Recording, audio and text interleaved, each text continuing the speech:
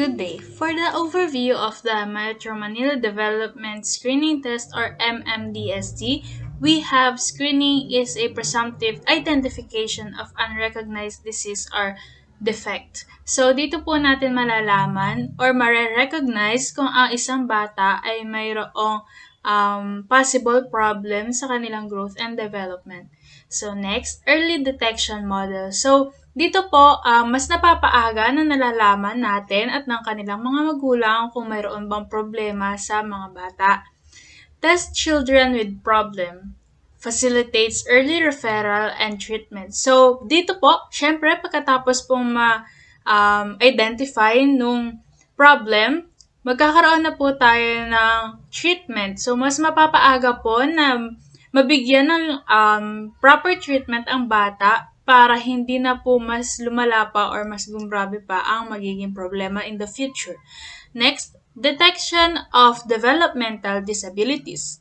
So, last is the children 6.5 years and below. So, ito po MMDST ay ginagawa sa mga bata 6 years old and below. So, yun po ang ating overview. The purpose of the Metro Manila Developmental Screening Test is to measure developmental delays and evaluate the 4 aspects of development. The tasks that will be done by the child consist of personal tasks that demonstrate a child's capacity for self-care and interpersonal relationships, fine motor, adaptive exercises that demonstrate a child's capacity to see, pick up objects with his hands, and draw, language exercises that demonstrate a child's capacity for hearing, speaking, and following instructions. And lastly, gross motor, task exercises that show how well a youngster can listen, communicate, and follow directions. Once the supplies are prepared, it must be made clear that this is merely a screening test and not a diagnostic one. When administering the exam, it is important to let the child's parents or guardians know that is not a IQ test so they don't interpret it incorrectly. To ensure collaboration, the nurse should build a rapport with the parent and the child. This is the materials that we are going to use. A red yarn. Look for a red yarn. Rattle for children to hold the rattle to turn to rattling sound. Wooden blocks for children to hold 1 cube in each hand, make a tower of 2, 4, 6, 8 cubes, and count the blocks. A small clear glass bottle for the children to drink from the bottle. Small bell to respond to the sound of the bell. Play ball with the examiner. Cheese curls, picking up an individual cheese curl by using a thumb and index finger. Pencil, draw a person, and scribbling. This is the bright red yarn na ginawang pom-poms, and para po malaman kung magpapas po ba yung child dito, need po i-move yung pom-poms ng pa-arc, and need po nung child na sundan yung eyes habang nag-move yung pom-poms. And then kapag dinrap ko po yung pom-poms, dapat po hanapin niya po kung nasan para po mag-pass siya sa test. Para naman po sa rattle test material ng MMDST, kakailanganin po natin na i-place yung rattle sa harap ng bata. Then, hayaan lang po natin sila na kunin to. At pag nakuha nila to, gamit ang kanilang fingertips or hahawakan nilang dito, harap hanggang likod ng rattle, sabihin, pass po sila. These are the wooden blocks that we are going to use. This is measured 1 inch in each sides. The child must hold the cubes on each hand. You should rate P for pass, F for fail, R for refuse, no for no opportunity. Then make a tower of 2, 4, 6, 8 cubes. Then make the child count the blocks. Rate P for pass, F for fail, R for refuse, no for no opportunity. The blocks are colored. Red, green, yellow, blue are so-called forbidden colors. Composed of pairs of hues whose like frequency automatically cancel each other out in the human eye. They're supposed to be impossible to see simultaneously.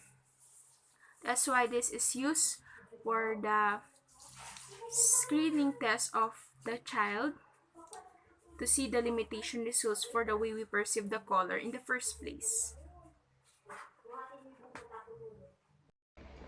Para naman po sa small clear glass bottle with 5 inches opening and cheese curls, materials for MMDST, ipi-place po natin yung cheese curls inside the bottle.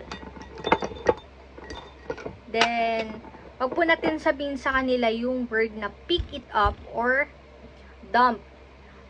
Hayaan lang po natin nakunin ng bata yung cheese curls. Pag hindi po nila magawa, papakita po natin sa kanila kung paano gawin 2 to 3 times. Then, ipapas po natin yung bata pag nagawa niya po yan without telling him or her kung paano po yung gagawin. So this is the explanation regarding on how to test the procedure using a small bell with 2.5 inches diameter mouth. So when performing this particular test, of course we need to have this small bell, but actually this is an improvised bell since wala pa po akong bell. So ang gagawin natin is hahawakan natin yung bell na hindi makikita ng bata. Then ilalagay natin siya sa gilid sa may bandang tenga, then ring the bell quietly. After nun, tingnan natin if may response ba after the test ng bell, kung narinig ba niya.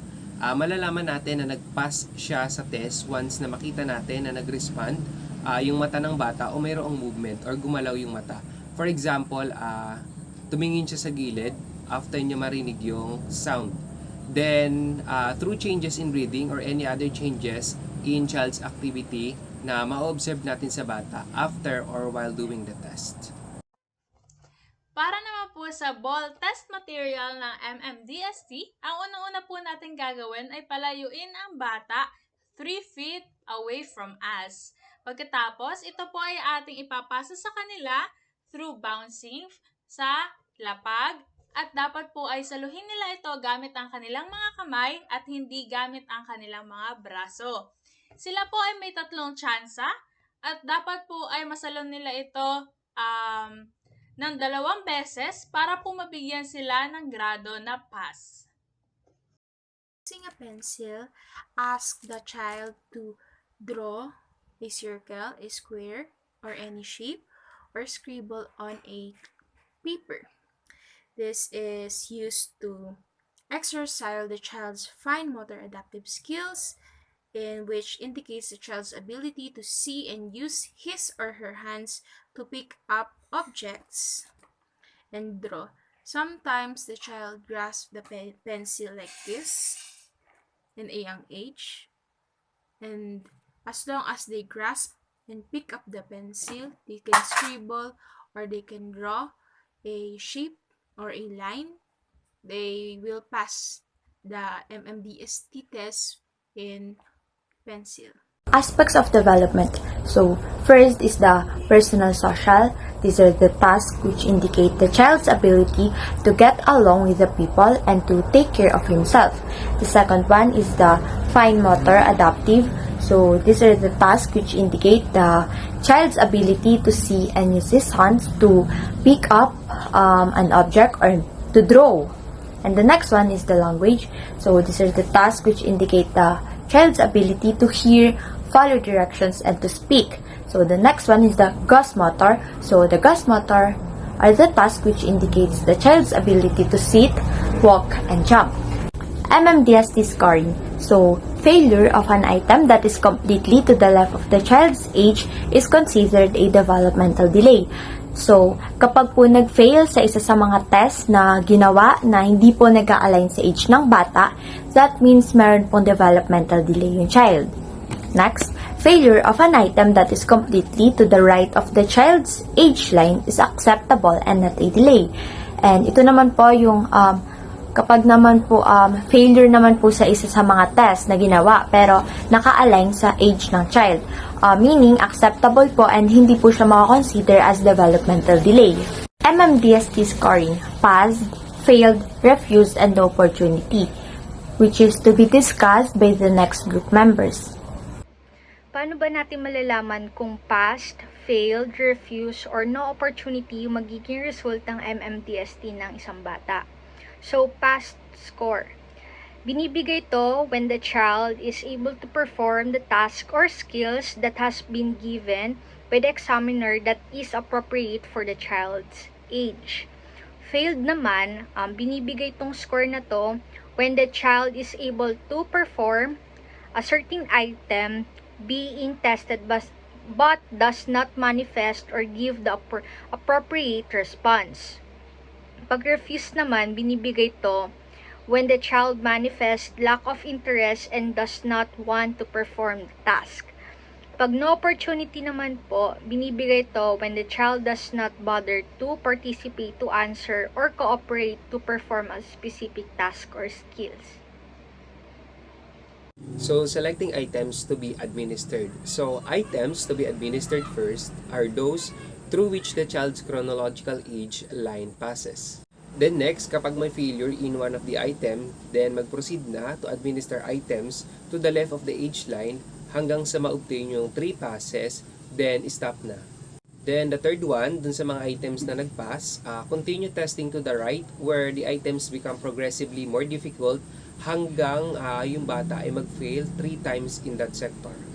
So we should always keep in our mind that all the items crossing the age line should be administered. Then next, yung bata ay mayroon lamang 3 minimum passes to the left of any failure.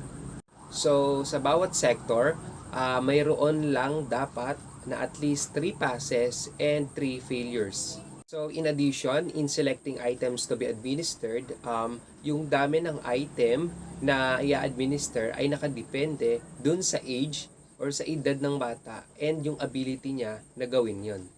So usually, the normal task or items na nagagawa ng isang bata ay 20 simple tasks lang. Lastly, the child may accomplish the task on his own without even being asked. So here is the scoring delays in development. So the scores is to be written on the 50% hatch mark. Then yung mga test item na nag-failed na and nag-false na completely to the left of the age line ay makokonsidera na delay. Discussing test results. So, overall interpretation of test results should be given to parent in general terms. Pag sinabi kasi natin general terms, this is the whole situation. Sasabihin natin lahat na nangyari dun sa screening test. If the child has done well, praise and reassure the parents that the child is developing as he or she should be. So, yun nga, pag yung bata ay nagawa niya yung screening test ng tama, i-remind natin yung parents na hindi nila kailangan mag-worry kasi may development na nangyayari sa anak nila. So, next is, if the child has a number of delays, remind them it is a screening test and you would like to test the child again within approximately 2 weeks. So, yun din, sasabihin natin sa parents kung may several failures man na nangyari, kailangan natin sabihin sa kanila na screening test yon at pwede yun ulitin within approximately weeks.